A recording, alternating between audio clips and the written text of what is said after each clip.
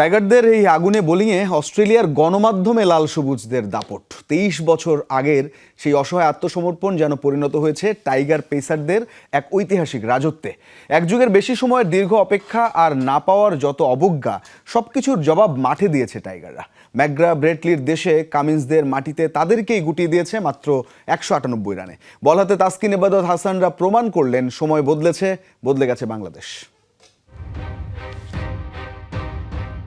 Darwin টেস্টের প্রথম দিন শেষে অস্ট্রেলিয়ার গণমাধ্যমের শিরোনাম অজিদের ব্যাটিং দোষ, সেই সাথে বাংলাদেশের দাপুটে বোলিং। 23 বছরে কতটা বদলেছে লাল সবুজের দেশটা, সেই জবাবটাই অজিরা পেয়েছে এমন শিরোনামই। কখনো কখনো অপেক্ষায় মিশে থাকে অবজ্ঞা। 23 বছর অস্ট্রেলিয়ার মাটিতে টেস্ট খেলার আমন্ত্রণ না পাওয়া যেন সেই কথাই মনে করিয়ে দেয়। সাকিব তামিমদের একটা প্রজন্মের তো খেলাই হয়নি রাজশিক এই ফরম্যাটে। কিন্তু সময় বদলেছে। এক ক্ষতবিক্ষত ইতিহাস আর এক বুক স্বপ্ন নিয়ে আবারও অস্ট্রেলিয়ার মাটিতে বাংলাদেশ।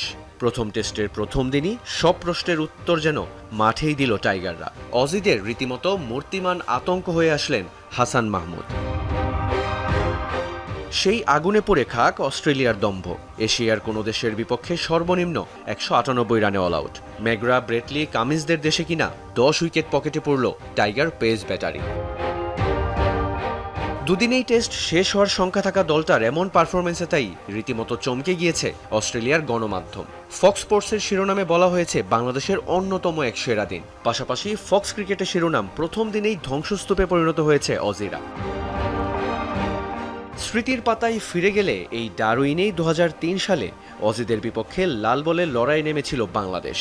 গ্লেন ম্যাকগ্রা আর ব্রেটলির আগুনে বোলিংয়ের সামনে সেদিন অসহায় আত্মসমর্পণ করেছিল বাংলাদেশের ব্যাটাররা। 2 দশকের ব্যবধানে দৃশ্যপটে এবার তাসকিন এবাদত হাসানরা।